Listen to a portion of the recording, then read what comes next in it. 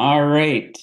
Welcome, everybody. My name is Michael Johnson. I'm the program director for Eastview Soccer, and this is our spring 2026 info session.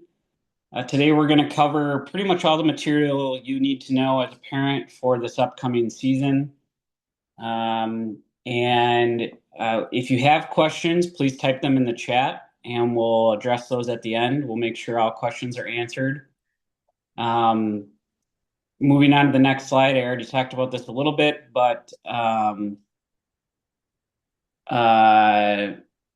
before I go over the agenda, just everybody please keep themselves muted and type your questions in the chat. Onto the agenda, we're going to cover an introduction to our soccer program and the resources we have available for you as parents and as coaches, if coaches are listening as well. We're going to cover our dedication to focusing on the player, and we will talk about our goals as a program as well.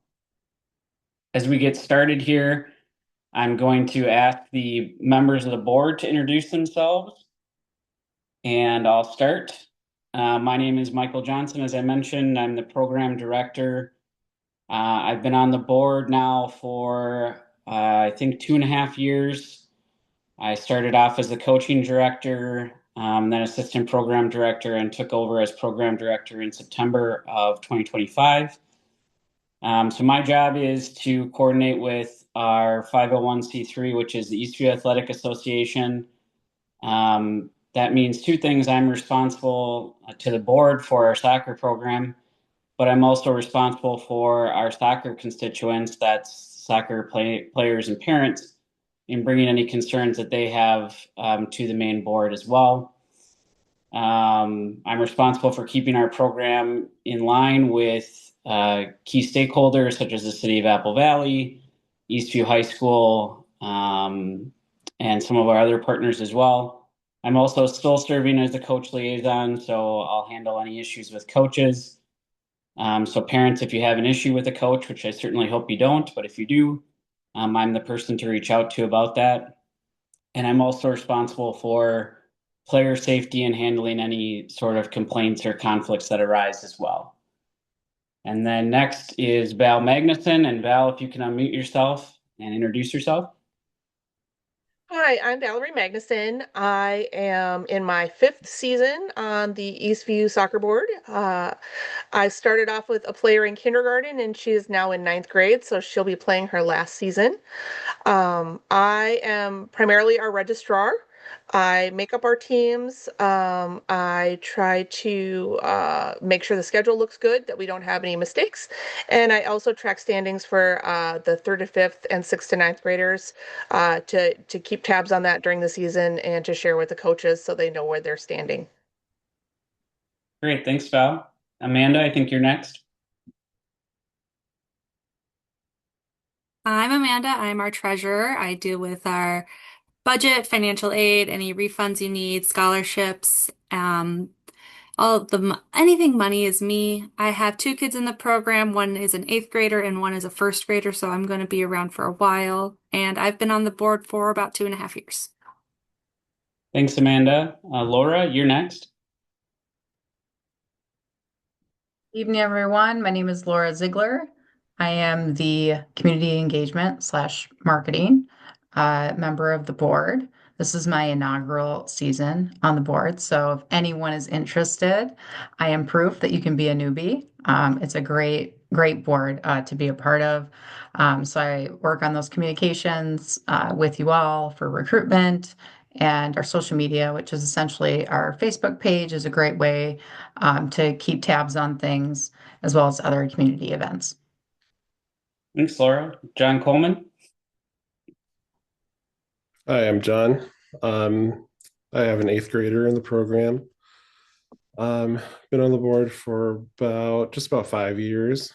I handle website content, setting up registration, try to design logos, and then manage the referees in their games, make sure that they arrive on time to games, and handle issues. Great. Ben? My name is Ben Kabelka. I've been on the board for this is my second year now. Um, I handle all the equipment needs for all the teams, um, and I coordinate the jersey purchases, trophies, and the photo day. Thanks, Ben. And John Pelika? Hi, everyone. John Pelika, parent liaison and help out with futsal. Been on the board for about 4 years. Those are my three daughters. They're not that size anymore, how I wish they were. But they've all grown up through the program and love soccer as much as I do. So definitely, setting up a lot of the clinics with the UCU High School. We're in our second year of futsal clinics that we've offered for the program across all age levels. So I hope some of you on this call were able to partake in it. And then also manage the relationship with Dick's Sporting Goods. So we do have a 20% off in-store offer next weekend. So there'll be some communication coming out through that. And that's valid for all Dick's Sporting Goods stores in Richfield and Burnsville. Thanks for being here. Thanks, John. I want to cover our commitment to you as parents, what we want to commit as a board to providing for you. And the first thing is quite simply, we want the kids to have fun out there. This is a learning environment. We want it to be a safe, supportive, and fun environment for the children. Next, we want to make our program the best value for the money you've paid of any community or recreational program out there. And we believe we do provide that. We've kept our costs very low as a way of trying to get kids into the game and not allowing money to be a barrier for anybody that wants to play. And we do that through financial aid as well. And then third, kind of a unique thing about our program is our commitment to online resources. If you go to our website, and I'll cover this in a little bit, but there are just a tremendous amount of resources for parents and coaches, anybody interested in learning about our program or soccer in general. So that's one of our dedicated points as well. Our mission, I'm not going to read this whole thing. I'm just going to emphasize that, again, a big part of our mission statement is about emphasizing fun over competition and developing some of these values that I'm sure is why many of you signed your children up for sports, including soccer, is so that they can to help them learn some of these important life skills. Moving on, our program, historically, we had a co-ed program for 6 to 9. We have since moved to boys and girls only. We did that last year, and we've continued that this year. And the goal with that is to let boys play with boys and girls play with girls. Laura, could you go to the next slide? And we did it for the following reasons that are laid out here. At the end of the day, it's just a much better experience for the kids to compete with children of the same gender. And we never did it before because we didn't have enough Eastview players to make a boys league and a men's and a female league. We now have enough with our partners, and their logos are on the next slide, Laura, from Egan and Valley. So there will be all Valley teams and all Egan teams playing with our all Eastview teams. And there's also a few teams that'll have some kids from different associations that have been put together. We've been working with these programs now, as I said, for a couple of years, and we're very happy about this partnership and the opportunities it's able to provide for our 6 to 9 grade players. This is our program at a glance in terms of teams, players, and down in the 6 to 9, you can see how many of the teams are primarily Eastview teams of the total number of teams in the league that they'll be playing in. So this is a big program. This is 700 kids. You got 7 people on the board. You do the math. We're each roughly responsible for the production of 100 kids playing soccer every season. We do 2 seasons a year. So we're very ecstatic. This is the biggest program in EVAA by far. It's also the biggest provider of financial aid within EVAA as well. So that's just a little bit of an introduction to our program and our board. Next, I want to move on to some of the resources I alluded to earlier. And on our next slide, this is our old saying, and it still applies. If you have a question for us, odds are the answer is it's probably on the website. And if you go to our website, which I'm going to kind of throw a screenshot of on the next slide, you go to the EVAA main website and you click on sports at the top and go to soccer. Next slide, Laura, you'll see something that looks roughly like what is on the screen now. This was a little bit of a condensed screenshot, but this is what it looks like right now. It's all set up for the season. It has the dates, registration open, closed, key dates throughout the season, when teams will be playing. And as you would scroll down, you would also have program or level specific information, including the schedule, field locations, and then down beneath that, there's a rotating array of maps for where games will be played this year. So if you're ever confused about where you need to be, that's the best resource to use. There will be a link in the Sports Engine app telling you where your game is, and it makes it think that you can click on that location and that directions will be brought up on your phone, but they never take you to the right place. So please don't do that. Please follow the maps that are on our website. Additionally, you can get to a lot of different information by going at the top. You click on level information, and that'll bring you to the next page, which has all the different levels and just some more information on the goals at that level, whether there's officials or not, and what that constitutes, if there's any special rules at any grade level, which there are. Grade rules are different at each level. There's more than enough information to keep you busy there if you're interested. Also, if you go up at the top to the parent tab, parent information tab, that'll bring you to a specific parent tab that has, again, a ton of resources about the season. This is an old shot, so that's not what the website looks like right now. But on the left, you'll see there's a guide for parents. There's a longer version of that. There's a rules matrix there, all sorts of resources for you to look at if you have any questions or want any additional information. We also have a social media presence on Facebook.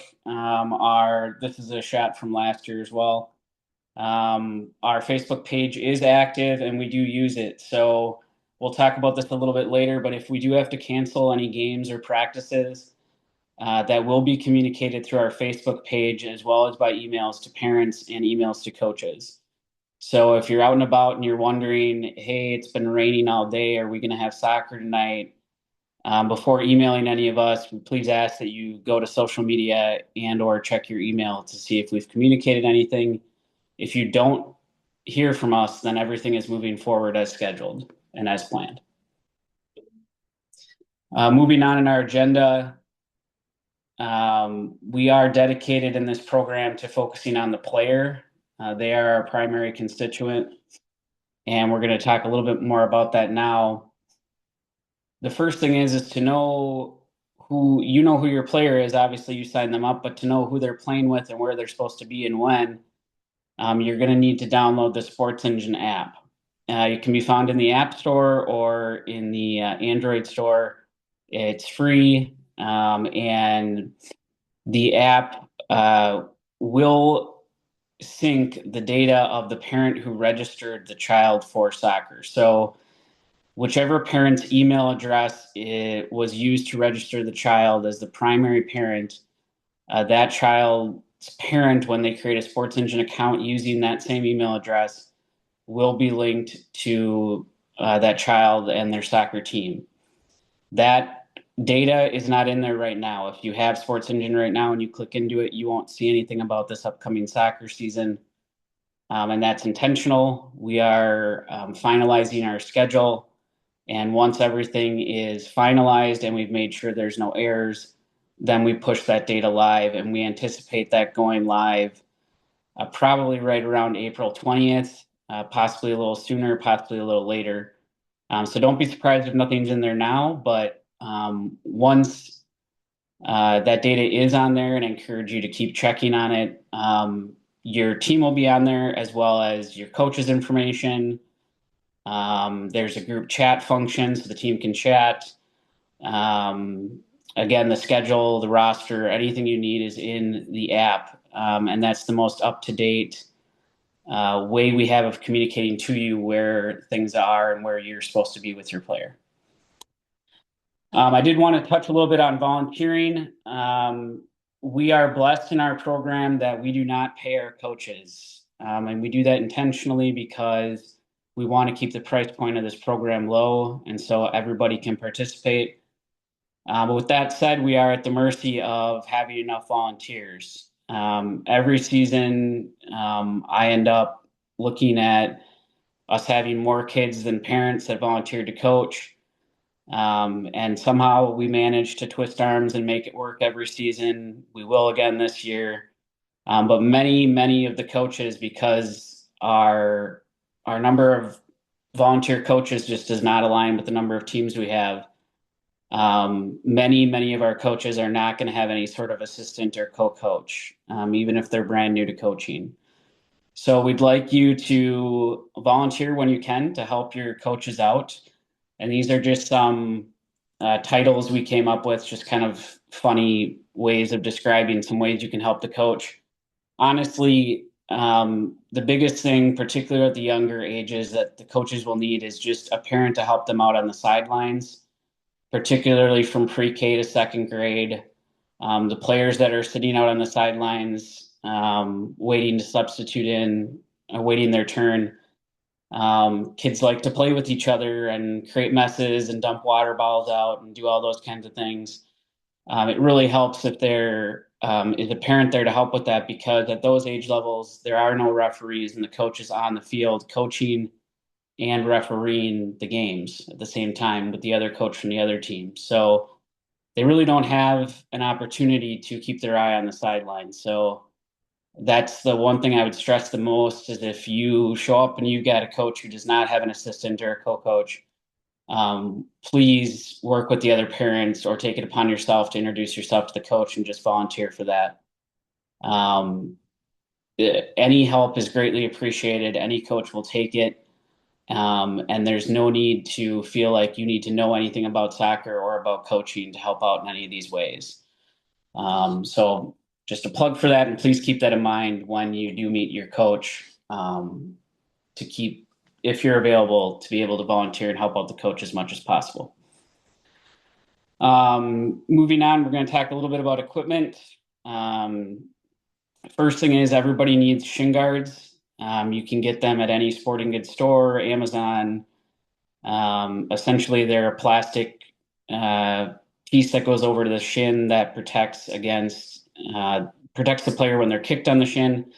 Unfortunately, there is a gap between the top of the shoe and the bottom of the shin guard, which inevitably many kids will get hit there. But the shin guards do wonders. If the kids are not wearing shin guards, they can't play. And honestly, you're not going to want to deal with them playing if they don't have shin guards, because they're going to be crying within a couple minutes from taking a knock to the shins. So make sure you have those, and make sure that you put them underneath the socks when you send them out to the field. If they're on top of the socks, that needs to be fixed, because it could potentially scratch or injure another player. We don't allow any jewelry, and that's not just our rule. That is our insurance policy, as well as U.S. Soccer Federation rules. We don't allow taping. So every year we do get some parents who decide now is the great time to get their daughter's ears pierced, and then that piercing needs to sit in. Don't do that between now and the start of the soccer season. And don't do it during the middle of the soccer season, because it's just going to result in problems. Moving on, glasses are, of course, allowed. Kids need to see, mine included. But we do ask that you either buy the sports goggles, which already have a tight strap to keep them closed, or if they are regular eyeglasses, that you have a tether of some sort to keep them tethered to them. It protects them, it protects the other players, and it also protects your pocketbook from the glasses not falling down and being trampled on and broken. We don't allow baseball caps. One exception to that is goalkeepers can wear baseball caps. Otherwise, they're not allowed. It's a safety issue. Same goes for sunglasses. I would mention that as well. And finally, no hooded sweatshirts. Here in the spring season, as we get started, some of the nights could be rather cold, and the kids might want to wear a sweatshirt or something underneath their jersey. That's fine. I'd encourage non-hooded sweatshirts or a long sleeve t-shirt or something like that. If they do have a hoodie that they're just unwilling to take off and you're not going to win that battle with them, that's okay, but please tuck the hood into the back of the jersey before sending them out onto the field.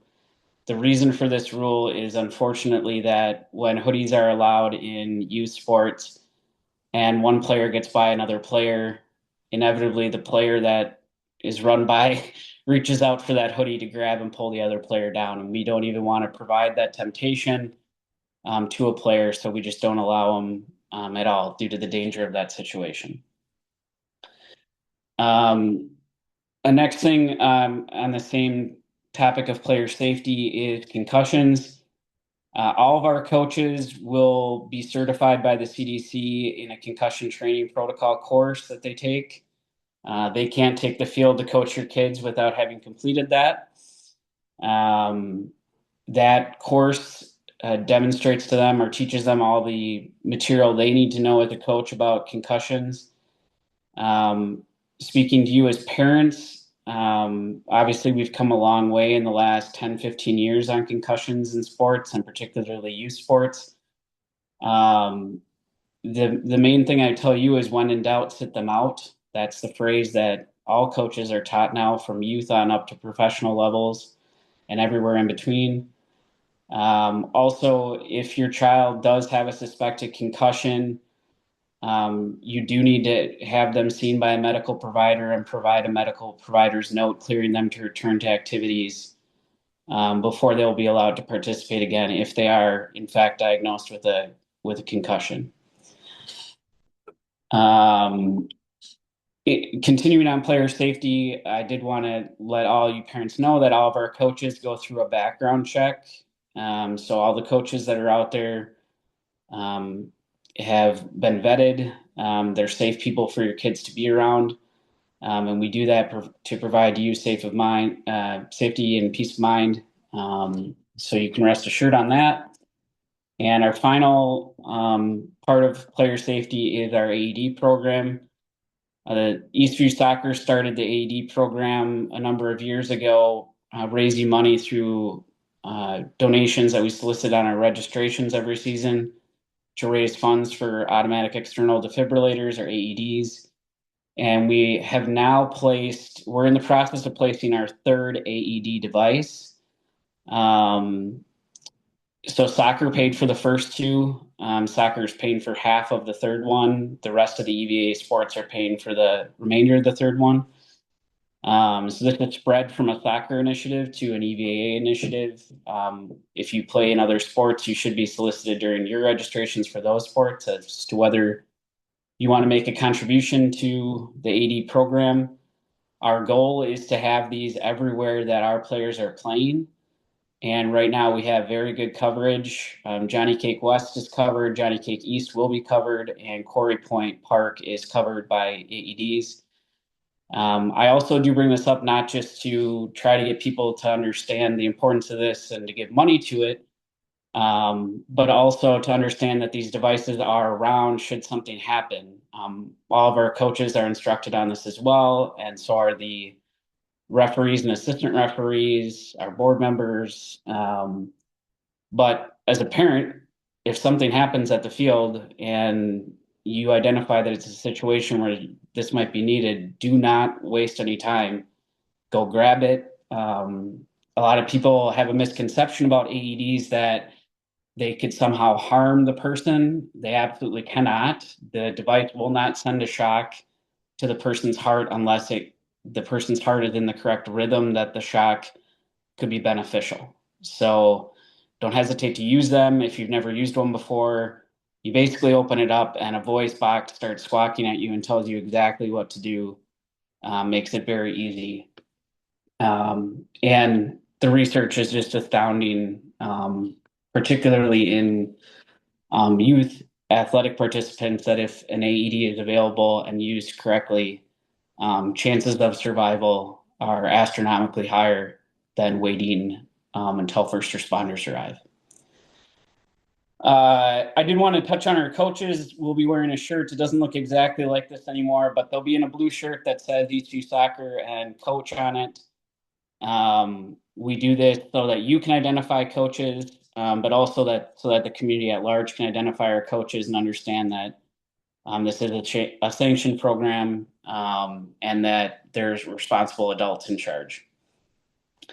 Moving on to what we define in this program as success, and a whole bunch of bubbles are going to pop up here. I'm not going to go through each one of them, but these are the things we work on and we want our coaches to work on with our players. Obviously, developing the skills of the game, learning to work together as a team. Soccer is a great sport for physical fitness. It involves a lot of running, and hopefully not a lot of standing around. Decision making, building confidence through making those decisions and finding success. Being committed to a common goal. Being proud of your child, gaining a sense of pride in developing their skills and improving. And then finally, sportsmanship. And at the end of every Eastview soccer game, the teams will line up and shake hands. There's no ifs, ands, or buts about that. If your child is having an issue that night and really doesn't want to join the handshake line, that's fine.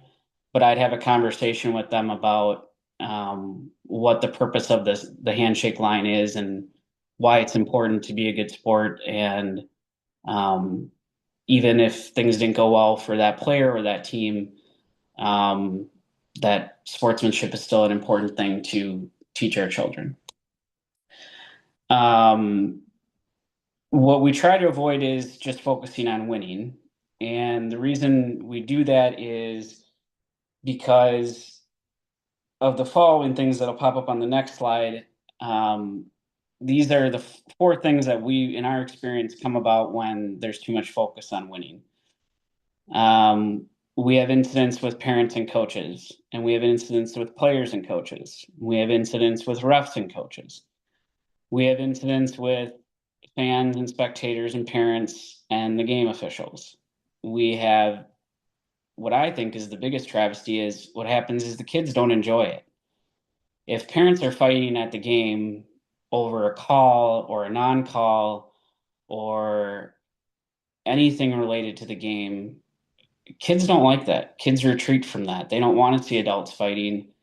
It's not what we're here for. And it's ultimately parents or coaches that are engaging in that sort of behavior, putting themselves before the kids. And that's absolutely not what we want to happen. And ultimately, if you focus too much on winning, only one team can win each game you go out there. And so what you're going to end up with is a lot of disappointed kids. And that's certainly not what we want. We want this to be an uplifting program. We want kids to have a positive experience. And so we try to focus more on the fun than on the winning. I want to stress with you how important it is for you to communicate with your coaches. Primarily, we've talked to our coaches, and we'll talk about this on the next couple slides. We've talked to the coaches about what they want from you. And the biggest thing that they want from you is clear communication, and particularly about whether your player is going to be there or not, because they're going to plan accordingly. So please let them know if you're not going to be there. Get your player there on time and ready to go, properly dressed, with the correct equipment, with a water bottle. We do want you to stay. This isn't a babysitting program, obviously. we want you to stay. We want you to stay engaged. Obviously, uh, it might not be the most exciting thing in the world to watch a pre-KK soccer practice. But if you can try to stay off your phones and stay engaged, stay encouraging kids, not only your own kid, but their teammates, it really does make a difference to the kids when they have that positive energy and support from the sidelines. We do want you to let the coaches coach and not really coach from the sidelines because it's just too many voices coming at kids from too many different angles. But please do encourage, good pass, Bobby. Um, oh, you just missed it, Connor, but you'll get it next time, something like that. Are all good things to say to kids, just encouraging them and uplifting them. Again, that keeps the atmosphere fun and not focused just solely on winning. We'll talk about this a little bit, but we do need you to keep back off the sideline. At the older age groups, you're going to have assistant referees or linesmen that need to run along the sideline, and we don't want you to trip them or be hurt by them running into you. But they also need that space, even at the younger levels, so that there's space for the players to keep playing when the ball is along the touch line. Because in soccer, unlike in basketball, for example, in basketball, if any part of the ball touches the line, the ball is out and the play is stopped. In soccer, the entirety of the ball has to cross the entirety of the line for it to be out of bounds. So if any little portion of the ball is still on any little portion of the touch line, that's still a live ball. Well, if your feet in your chair are only 6 inches back from the touch line, when a ball gets hit over there, guess what? You're going to be in the middle of a soccer game you didn't want to maybe be in the middle of. And it just creates an issue of it stops or slows down the game. Someone on the sidelines could get hurt, particularly if you have another younger child there or a pet. So please just keep a good distance back from the touch line to allow the players to play, the officials to officiate, and the coaches to coach. And then finally, I touched on this already, but please let your coaches know if your child's not going to be there. And in the Sports Engine app, once that schedule is uploaded, there's an RSVP function to RSVP for each event, whether it's a practice or a game. And I encourage you to use that. I'd also encourage you, if you do end up with your coach's phone number or other contact information, to remind them the day of that your child won't be there because they might have forgotten or misplaced that piece of information in the hustle and bustle of everything. Michael, sorry to cut you off. I forgot to introduce one of our coaches, and it's Alex Curry. He's the Eastview varsity boys coach, and I know he has to go to another meeting quickly, but I just want to make sure he gets a chance to say hi to all the parents. Yep, I had it a little bit later, but let's go ahead since he has to run. Yeah, sorry about that, Michael. I tried to get a hold of you. I just let John know so he could bump in. First of all, parents, thank you for being here. I love seeing so many people on here, and I mean, that's not even nearly everybody that's going to be part of this. One thing I love about EVAA is 95% of the students that come through the Eastview soccer program here started at EVAA. And that's why we love giving back, and that's why I love being part of these meetings, and I just love coaching. I love doing all that. Like EVAA is the groundwork. If you look at all of the top teams around the world, especially in Europe, we can learn a lot from them. They start with grassroots and they stay with grassroots until they actually join the senior clubs. And we have moved to a club-based system where it is pay for play, and unfortunately, it's become pretty hard to do that. So the fact that you guys are willing to be here and start the in-house and start them on that journey is great. And with that said, I also want to talk a little bit about something that I've been working with Michael and John and really the board on as well. Is one thing we've talked a lot about is how can we get EVA players a little bit more ready for the high school. At the lower ages, it is fantastic. It is great. We are doing everything right, and they're getting ready. When we get to the sixth grade, is kind of where we need to start practicing more and playing games more just to get them a little bit more prepared for that high school. And so one thing we're going to be kind of rolling out next year is a kind of a hybrid opportunity for people that we just kind of wanted to push out there. So we're not going full travel, and we want to make sure it stays affordable. Like EVAA, we want to make sure that everybody that wants to can afford to play. And so we are actually going to be offering something that's going to be a tournament team, where there'll be a couple practices a week and then also a chance to play in some tournaments against other clubs to really develop the players a little bit more, because from that elementary kind of to that middle school area, there's that desire, I think, and when the board sent out information about like, would people be interested in more? I think there's a lot of people out there that want more. They don't want to pay $12,000 like some of my players on my varsity team are paying every year, upwards of 20 for some of them, but they want more opportunity to practice. And that's where players get better, is on that practice field. And so we're going to be offering that. So there, if you are interested, we're doing a soft rollout just to see kind of how it works. So 6th and 4th grade, we'll have it for boys and girls in the fall, in late July, early August. There'll be tryouts. Not everybody will make it. It'll depend on how much space we have, but it will be paid coaches. It will be coaches that are trained to be coaches that will be able to train them and teach them formations, teach them basic skills that EVAA does, especially at the lower levels. But again, just once you get to that next level, you just need more time on that field. And so we've been working on this for a couple of years, really excited where it's going. Because one thing I hate to see is people that love soccer that are doing EVAA, when they get up to that sophomore, junior, senior year, that didn't have the development because oftentimes they couldn't afford $10,000 to $20,000 for club. They're kind of being left out. And so EVA is working their tails off to try and offer that bridge in between that. So I just love what they're doing, and I just love how they keep trying to push it to get better and better. So anybody can play soccer until they are in high school. So thank you for that. And yeah, sorry I got to bail, Michael, but any questions you have, you can just reach out to us, and we would be more than happy to let you know. Thanks, Alex. I don't know that John really introduced you, but this is everybody. This is Alex Curry, the varsity boys coach at Eastview High School. And I worked to rope him onto our board of directors as a non-voting member this year, as well as we also have the girls varsity. Coach Kelsey Sargent is also serving on our board now as well. So I'm going to talk about it a little bit down the line, but we have a very strong relationship with the high school. Now we've had the relationship with Alex for a number of years now. And now that Kelsey's in her position with the girls, we also have it with the girls. So it's really great. And we're really proud of it, and we work hard at it. I'm going to hit on a few more of those things later. But thank you, Alex, for spending the time with us and for outlining the travel program we'll be rolling out in the fall. Yeah.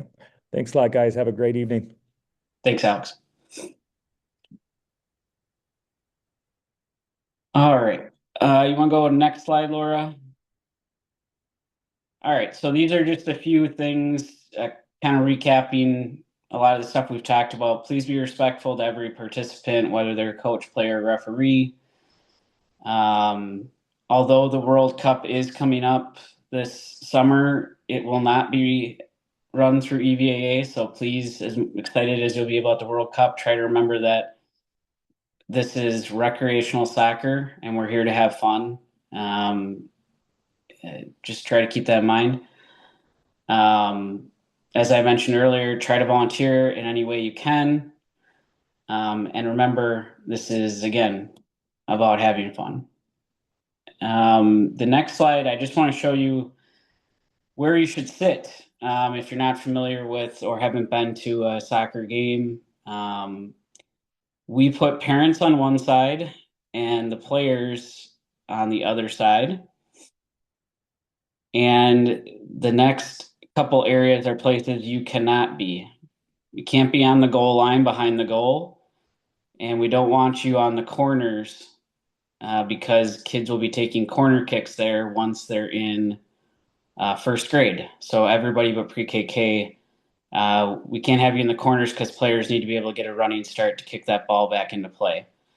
So please sit, and if you have guests come, please make sure they sit on the opposite side of the players from the teams and the coaches. If your child needs something like a water bottle or something, please obviously don't cross the field to give it to them, but walk around the field and bring it over to them. And the next slide just shows was actually taken at a game a couple years ago. This is not where we want you, right back behind the goal where you could get hit by a ball, could potentially be in the way of the assistant referee, something like that. Just please don't sit behind the goals or in the corners. This next slide shows what I touched on earlier about staying away from the touch line. So this here, the people doing the fields actually put us a dashed line so the parents actually knew where to sit, and we are exploring whether we're going to be able to get the city to do that for us. Probably not, but just look at how much room there is there. It's at least 2 feet, maybe 3 feet or 4 feet. That's what's appropriate, not just 6 inches or a foot back of the line. Photo days will be at Scott Highlands, which is our usual venue. These will be on Sports Engine as well. So Sports Engine will tell you what day you have photos. It'll be a day you would normally have a game. You won't have a game that night. You'll instead have photos. And as we get closer to the actual day, once you click into that event in Sports Engine, it'll actually show you your team's slot. I think it's a 15 or 20-minute slot. So it's not something where you have to come the whole night. In fact, what we do is we have parents wait in the hallway or in the gym, and we have the players and their coaches go in with the photographer where the photographers are set up, which is in the cafeteria. It goes really slick. We do individual photos and then a team photo for each team. Please come to the photos and bring your child to the photos, even if you don't intend to order any. It's just nice for the whole team to be there for the photo for those who do choose to order. Those days are May 13th and 14th. And the next slide also tells you the two biggest rules we tell parents every year. Inevitably, people forget. Please try to remember this. Do not wear soccer cleats on picture day. They're not allowed in the building. Wear tennis shoes. It does not matter because they will not show in the picture. The way the photographers arrange the kids, you won't see what the kids are wearing on their feet. Also, please do not bring soccer balls. The school does not want any soccer balls in the hallways. The photographers have brand new shiny soccer balls they use for the photos. It'll be much better than any ball you could bring. This is an opportunity we launched for those of you who may have older children who maybe played in soccer previously or are playing soccer now and would have any interest in coaching. We do offer a $500 scholarship to students who volunteer to coach for a season, either coach, co-coach, or assistant coach. We have them turn in an essay at the end of the season, and basically so long as they've fulfilled those requirements, we will give them that scholarship. So if you have anybody in mind about that, or if you want any more information about that, please reach out to me. I'm happy to let you know. And for any of you out there that may have older kids in National Honor Society, we have cleared this with the high school, at least Eastview High School. I'm sure the other schools in the district would as well. These hours that they would spend coaching soccer would qualify for their community service hours. I'd also mention that anybody out there that has community service hours for confirmation or religious formation or anything like that, any other sort of social organization that has those requirements, we're happy to work with you. And if you have kids or other people that want or need volunteer hours, we have the opportunities. I did want to talk a little bit about futsal. Actually, John, why don't you take over? John is our futsal director, and we launched futsal a couple years ago, but I'll let John kind of walk through the basics of what it is. So go ahead, John. Yeah, absolutely. So we partnered with a local futsal team club, Skills FC, and they provided the coaching. We provided the space and the registration. We offered it to from kindergarten all the way up to ninth grade. And If you have never heard of futsal, I would suggest Googling it because I won't do it any justice trying to explain it. But essentially, it's like soccer, but with a harder ball that's played on a hard court floor, as you can see with the kids in the picture. It really improves their footwork ability, decision making. They get so many more touches on the ball than they do in a normal soccer game. And a lot of the greats, Messi, Ronaldo, all of them started out playing futsal and then progressed into soccer. So it's definitely something that will continue, through next season, and it's convenient because we offer it in the winter time, and if your kids have that availability and they're not doing a winter sport, this is a great time to burn off some of that additional energy and keeping them passionate about the game. Thanks, John.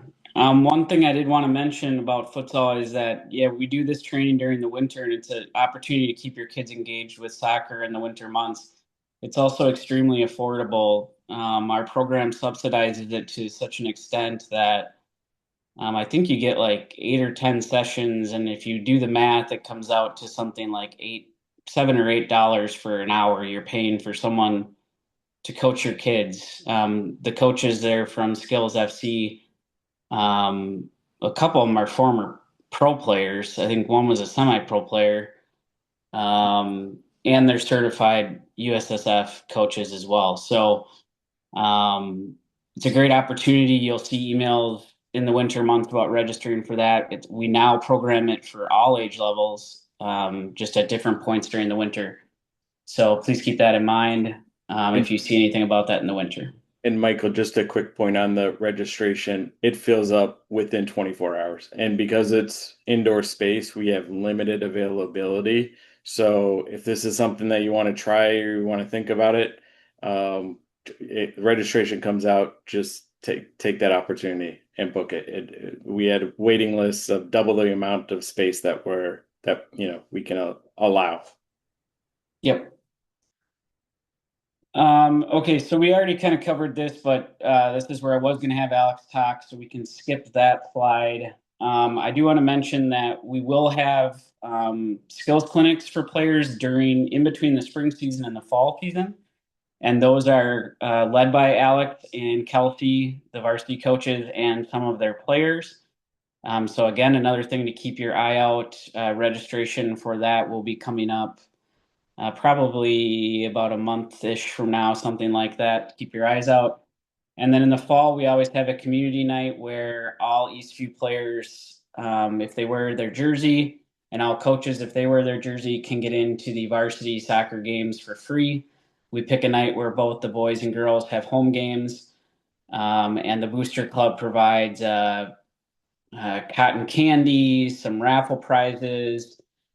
Players are able to be ball chasers if they like, and then at halftime, all the kids can come down and take penalty shots, and the junior varsity kids are out there helping with that and playing goalie. So it's a lot of fun to watch a 6-year-old try to make a shot from the penalty mark on, right in the middle of the big stadium there.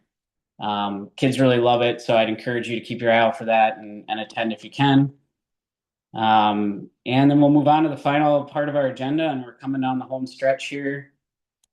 The next slide is just a visual that I only keep in this presentation because I think it's a good thing to fall back on if you're having a moment to think about what's this all about. And Laura, if you click one more time, this is what it's about. It's about the players. So the rest of us here, as spectators, that's you as parents, the coaches, the officials, we're all here really because of the players, and that's where our focus should be. Our focus shouldn't be on each other. So the coaches shouldn't be worried about the parents shouldn't be worrying about the coaches shouldn't be worrying about the referees shouldn't be worrying about the coaches. I think you get my point. Try to keep the players as your focus, and I think you'll have a great season. Speaking of officials, click one more time, Laura. This is what a lot of our officials look like. They could be your own kids. Some cases they are. a lot of officials for youth soccer, particularly recreational soccer, are going to be people 18 under the age of 18. And starting this year, the U.S. Soccer Federation has launched a new initiative where all the girls in this picture, those black referee badges are going to go away and they'll be issued green badges because they're under 18. And the purpose of that is so parents, spectators, coaches, and everybody involved can know that that official is under 18. And you need to be aware of that because if there's any sort of abuse directed towards an under 18 official, any sort of penalty that's levied by any of the governing bodies of soccer or our club has to be increased by trebling it or tripling it. So if we were to have to ban you for abusing an official for 2 games, for example, if it's a green badged official, a youth official, that punishment all of a sudden becomes 6 games. The goal in this is obviously to stop verbal abuse of officials. We do not tolerate that in our program. So I think that goes without being said, but if you're harassing an official in our program, you're going to end up hearing from me, and I'm an official as well, so you're probably not going to like that conversation with me and how that goes. Next slide. We are starting a new initiative this year where we're having the referee advocates. We're partnering with them to mentor our officials. So particularly our young officials are going to be getting on-field and off-field mentoring from more experienced officials and professional referee trainers. We're doing this to provide, again, a better product to you parents, particularly at the older age levels, to improve the quality of our officiating, which I think is already very good. But we can constantly work on improving because nobody's perfect. So if you do see multiple referees on the field for a game that should only have one, that's wise. It's probably a mentor official providing mentoring to a younger official. These are just a few last things. I've covered most of this. The one thing I hadn't touched on yet was if you've got a little soccer player in the house, soccer is everywhere on TV and the streaming services now. And it's a lot of fun if your kid is starting to get the itch for soccer to turn on the Premier League or MLS or the National Women's Soccer League and watch these athletes at the pro level do what they do. And we have an incredible opportunity to see that now. It's far greater than when I was a child. You know, the only things we got to see was the World Cup every 4 years. Now you can pretty much find soccer on anytime, any day. So I just encourage that as a resource. It can spur creativity and good ideas in the kids as well. I want to thank everybody for their time, and I'm going to get to questions now. And I would like someone, maybe Laura, could you maybe go through the questions for me? Pose a question and I'll try to answer it. Sure thing. It looks like a number of them were answered within the chat, but just want to make it fully accessible for everybody. So I'll say it verbally. We had a couple questions on the conclusion of the season. So that will be June 24th and 25th. Those are the final dates, and they'll be dependent on if your child plays on Monday and Wednesday or Tuesday and Thursday. So June 14th and June 25th, the spring season ends. Some people expressing dismay that the tournament team will not play in the World Cup. So we concur. We will update our website with the new photo date. We did have to switch that from originally stated. So the photo days are May 13th and May 14th. Also an inquiry about when futsal registration will begin. And John answered that it will open up in October for the November and December dates. And then for the January and February futsal dates, that'll open the month prior in December. And also, John plugged our Facebook page as well, where we'll put that information when we have that specific registration dates for the futsal season. Okay. Look like We also had some questions. If a coach is unable to attend the game, how is that handled? that's a good question. The coach I should mention that the coaches have their own training sessions next Tuesday and Thursday. So they get their own even longer slideshow presentation and a practical in the gym with the varsity coaches. So they're going to spend about 2 hours with us next Tuesday and Thursday getting their information. What they should do in that situation is let me know, and I'll try to find a solution. Normally, what it will involve is a parent just filling in for them for that game or practice, or if that's not an option, having the coach from the other team coach both teams. I've done that as a coach. I've had to rely on other coaches to do that for me when I haven't been able to be there. So we'll work something out. It really should be a last resort to have to cancel just because the assigned coach can't be there. Also had a question when you were going over the concussion protocol. Are headers allowed in this program? It depends on the age level. So not for pre-K through fifth. Heading's not allowed. 6th to 9th it is. All right. And we also had a question regarding EVAA night that Mike had talked about, and John answered it will be September 10th for that night for the Eastview soccer teams, September 10th. Yep. And then we had, oh, I love this question. Are dogs allowed to come to the practices or games? Of course. Yes. Please, obviously, it's a public park, so you have to have them leashed and pick up after themselves. But no, it's actually kind of fun to have dogs at the games because the kids, especially the younger kids, if you bring your dog, you're going to be the most popular parent there. So, yeah, they're welcome. We had a number of questions when the team assignments will be posted. Yeah, so that, like I said, we're hoping to push that data out on the Sports Engine. I would hope by the 20th, but that it's not really in our control. It's an IT issue. So the teams are already made, so they're done. But now it's a matter of that data getting into the scheduling software and generating schedules and all that. So.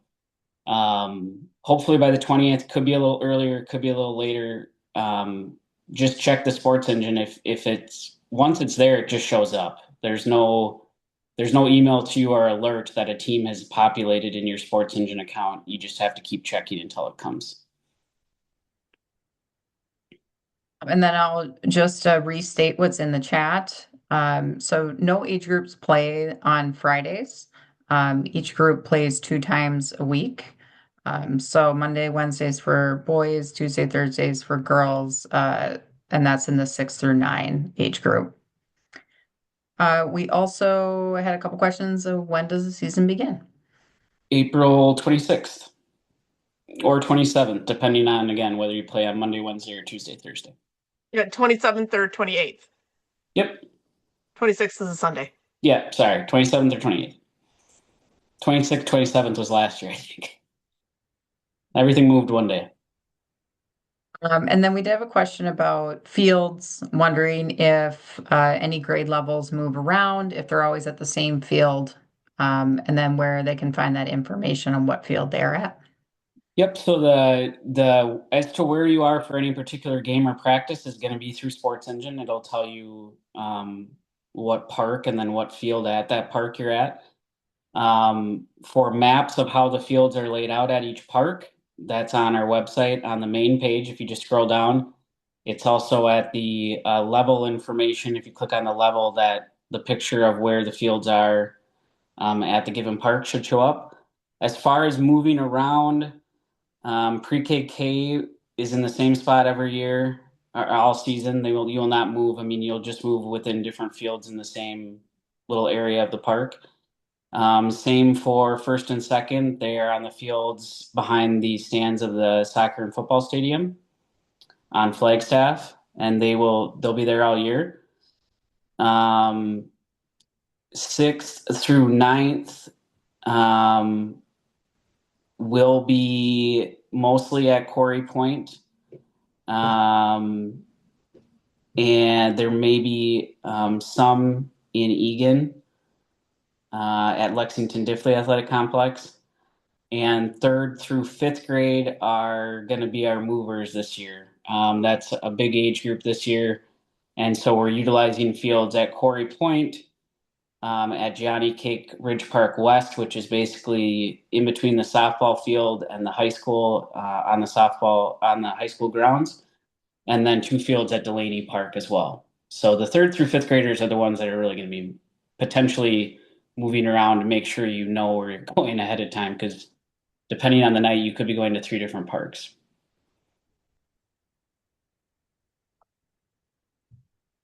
I think that rounds out all the unique questions. I know we had a couple of questions that were repetitive.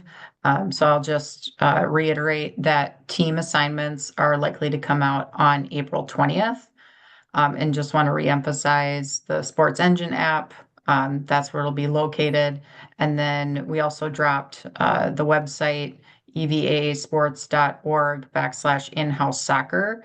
That's where you'll find a lot of this information. And then we'll make sure to update the photo day information as well. Okay. We did get one specific question. If a player is in fifth grade but has experience, could there be potential to play up? Yes. We do have players that play up. That is something, if you're a parent in that situation, I'd ask you to email me and we can have an offline conversation about your player and their situation. Yeah, I had sent a private response to that. I said we address that on a case-by-case basis because Yep. we obviously want to help the players, but we just need to make for sure it's going to be the right fit for the child in particular. So, Yep. Okay. I think we can call it a wrap then. And thank you, everybody, for your time. And we look forward to a great season.